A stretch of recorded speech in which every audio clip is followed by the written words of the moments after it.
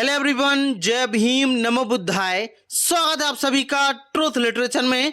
आज हम समझने का प्रयास करेंगे कि किस प्रकार से हिंदू धर्म ग्रंथों में यादव समाज के खिलाफ या फिर हम कहें कि अहीरों के खिलाफ किस प्रकार से अपमानजनक और उन्हें शूद्र बोला गया है। तो आइए शुरुआत करते हैं और हम समझने का प्रयास करते हैं।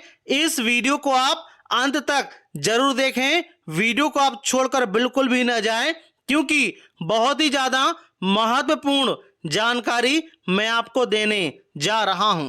तो जब हम बात करते हैं तुलसीदास के रामचरित मानस की, सब लोगों के घर में तुलसीदास की रामचरित मानस जरूर होगी।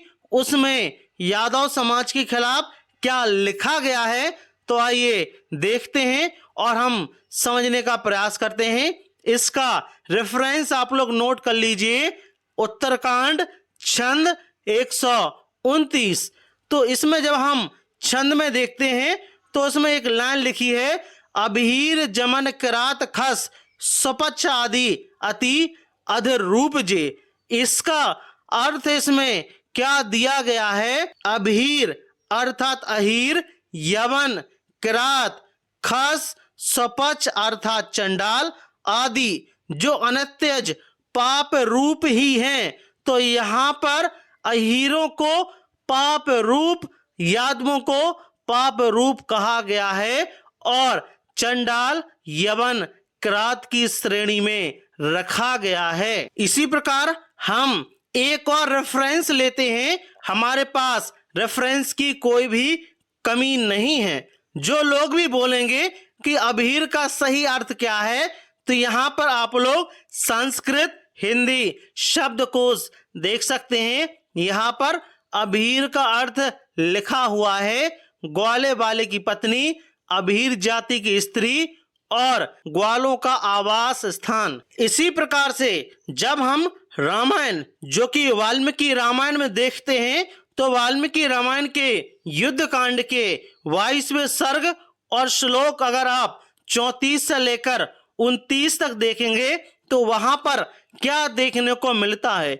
जब राम समुद्र से रास्ता मांगते हैं और रास्ता नहीं देते हैं, तो राम क्या करते हैं, वाण निकाल लेते हैं और समुद्र को सुखाने का प्रयास करते हैं। तब इनके अनुसार समुद्र देवता प्रकट होते हैं और वो रास्ता ही बताते हैं पुल बनाने का। लेकिन क्या बोलते हैं कि अब मेरा जो बाण है वो तो चढ़ गया, तो इसको कहाँ रखूं, इसको कहाँ मैं उपयोग करूं।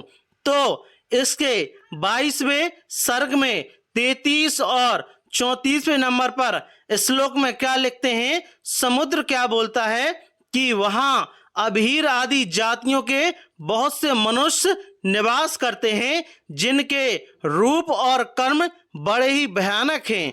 वे सब के सब पापी और लुटेरे हैं। मैं फिर से रिपीट कर रहा हूं, अभीर सब के सब पापी और लुटेरे हैं। वे लोग मेरा जल पीते हैं।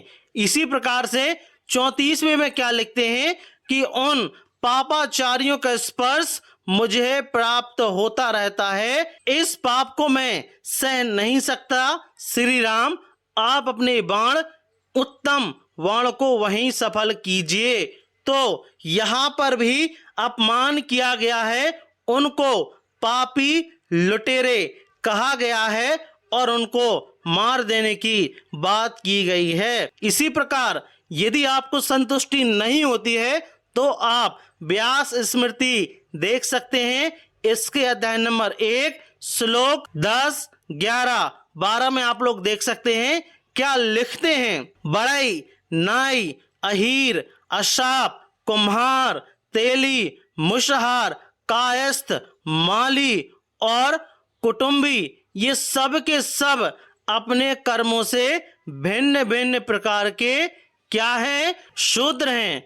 चमार, भट्ट, भील, धोबी, पुष्कर, नट, वरट, वेद, चंडाल, दुसाद, दास, भंगी और काले लोग, ये सब अनत्यज कहे जाते हैं और मांस भक्षण करते हैं। ये सभी अनित्यज हैं ब्राह्मण, इनके साथ बात करते समय स्नान करना चाहिए और इनका मुख देख लेने पर सूर्य का दर्शन करना चाहिए, तभी शुद्धि होती है। यहाँ पर अहीरों को, यादवों को क्या कहा गया है आप लोग खुद समझ सकते हैं। इसके अलावा और भी हम ग्रंथ देखते हैं। जब हम भागवत पुराण के स्कंद 2 अध्याय 4 और श्लोक 18 में देखते हैं क्या लिखते हैं अहीरों के बारे में, तो बोलते हैं किरात, हूण, आंध्र, पुलिंद, पुलकस, अभीर, कंग, यवन, खस आदि नीच जातियां एक दूसरे पापी जिनके शरणागत भक्तों की शरण करने से पवित्र हो जाते हैं। तो यहाँ पर पापी और नीच कहा गया है। अहीरों को, यादवों को किस प्रकार से हिंदू धर्म ग्रंथों में आपका अपमान किया गया है। इसी प्रकार से जब हम मनुस्मृति के अध्याय 10 और श्लोक 15 को खोलते हैं तो इसमें यादवों को वर्ण संकर कहा गया है और ब्राह्मणों की वर्ण संकर प्रिय गाली है। तो इसमें क्या लिखते हैं कि उग्र कन्या, इसका अर्थ क्या होता है? क्षत्रिय से शूद्र में उत्पन्न कन्या को उग्रा कहते हैं। मैं से उत्पन्न बालक को अव्रत या फिर अम्बष्ट कहते हैं और अम्बष्ट से कन्या उत्पन्न पुत्र अभीर कहते हैं। तो यहाँ पर अहीरों को, यादवों को वर्ण संकर कहा गया है, इसलिए यह आप लोगों को शूद्र मानते हैं। और इसलिए हम देखते हैं कि किस प्रकार से जब ये लोग कथा करते हैं तो इनका सरमुंडन किया जाता है, मूत्र छिड़का जाता है, चोटी काटी जाती है, मारपीट की जाती है, पैसे छीने जाते हैं, चैन छीनी जाती है और इनका अपमान किया जाता है, नाक रगड़वाई जाती है, क्योंकि यह सभी लोग क्या हैं? शूद्र हैं, नीच हैं और पापाचारी हैं। यह मैं नहीं बोल रहा हूँ, यह इनके धर्म ग्रंथ बोल रहे हैं और यह ब्राह्मण लोग खुद ही बता रहे हैं। इसी प्रकार से भीष्म पर्व के अध्याय 10 और श्लोक 66 में देखते हैं कि इसमें क्या लिखा गया है। लिखते हैं शूद्र, अभीर, दरद, कश्मीर तथा पशु, खश्यक, तुखार, पल्लव, ग्रीहर, आश्रय, भारद्वाज तथा स्नान स्रोती औपचक कलंक राज जातियों के लोगों का रहने का प्रदेश है। तो यहाँ पर जो कि 65 से ऊपर वाले जो श्लोक हैं उसमें बताया गया है कि क्षत्रियों का कहाँ स्थान है, ब्राह्मणों का कहाँ रहने का स्थान है, शूद्र अभीरों का कहाँ रहने का स्थान है। आप लोग खुद समझ गए होंगे किस प्रकार से इनको अलग किया गया, इनका अपमान किया गया। इसी प्रकार से हम ब्रह्म पुराण में भी देखते हैं, लिखते हैं ब्राह्मणों से लेकर चांडाल तक सभी मनुष्य इस मंत्र के अधिकारी हैं।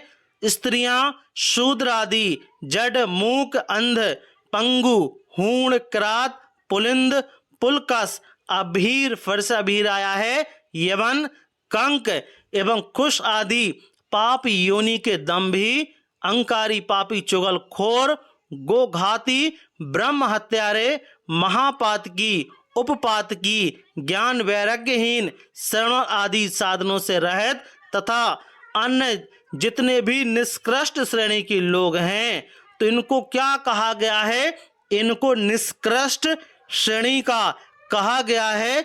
इसलिए इनको किसी भी प्रकार के अधिकार नहीं है और आप लोग भले ही अपने आप को क्षत्रिय बोलो, लेकिन आपके जो हिंदू धर्म ग्रंथ हैं उसमें आपको शूद्र ही कहा गया है, बल्कि उससे निष्कृष्ट कहा गया है। तो यह तो धर्म ग्रंथों की बात हुई। इसके हमारे पास और भी रेफरेंस हो सकते हैं, लेकिन मुझे लगता है कि इतने रेफरेंस काफ़ी हैं। इसके अलावा जो उत्तर प्रदेश के पूर्व मुख्यमंत्री श्री अखिलेश यादव क्या बोलते हैं कि मैं भी शूद्र हूँ, धर्म और रामचरितमानस के बारे में ज़्यादा कुछ नहीं जानता हूँ, क्षत्रिय खुद अपने आप को शूद्र स्वीकार करते हैं। क्यों करते हैं? क्योंकि इसका कारण है कि जब यह सीएम आवास से निकले, 2017 में चुनाव हारे, तो गंगा जल से इनका घर सीएम आवास धुलवाया गया, इसलिए यह अपने आप को शुद्ध बोल रहे हैं। इसके अलावा वह कन्नौज में भी गए तो यहाँ पर वो बोलते हैं कि मैं कन्नौज में एक मंदिर गया था, मेरे जाने के बाद भाजपा वालों ने मंदिर को गंगा जल से धोया, मैंने कुंभ में गंगा जी के स्नान किया, और बाकी तमाम प्रकार की राजनीतिक बातें बोल रहे हैं। लेकिन इससे क्या साबित होता है? इससे साबित होता है कि यादव समाज के लोग हिंदू धर्म ग्रंथों में शूद्र हैं। इस वजह से हम देखते हैं कि उनके साथ भी जातिगत अन्याय अत्याचार जैसी घटनाएं होती रहती हैं। और अखिलेश यादव तो खुद उत्तर प्रदेश के, जो कि आबादी के हिसाब से जो भारत की सबसे बड़ा प्रदेश है वह उत्तर प्रदेश है, इतने पावरफुल नेता, उनको भी अपमान सहना पड़ रहा हो तो आम लोगों की क्या बात ही कीजिए। इसलिए इससे यह साबित होता है कि जो अहीर या हम यादव कहें, ये सभी हिंदू धर्म ग्रंथों में इनका अपमान किया गया है और इनको नीच, दुराचारी, पापी और तमाम प्रकार की चीजें कहा गया है। आपका इस वीडियो के बारे में क्या मानना है, प्लीज हमें कमेंट बॉक्स में जरूर बताएं। यदि आप ट्रुथ लिटरेचर पर नए हो, ट्रुथ लिटरेचर को आप सब्सक्राइब जरूर करें। साथ ही साथ इस वीडियो को अधिक से अधिक, ज्यादा से ज्यादा शेयर जरूर करें, लोगों को जागरूक जरूर करें। जय भीम, जय भारत।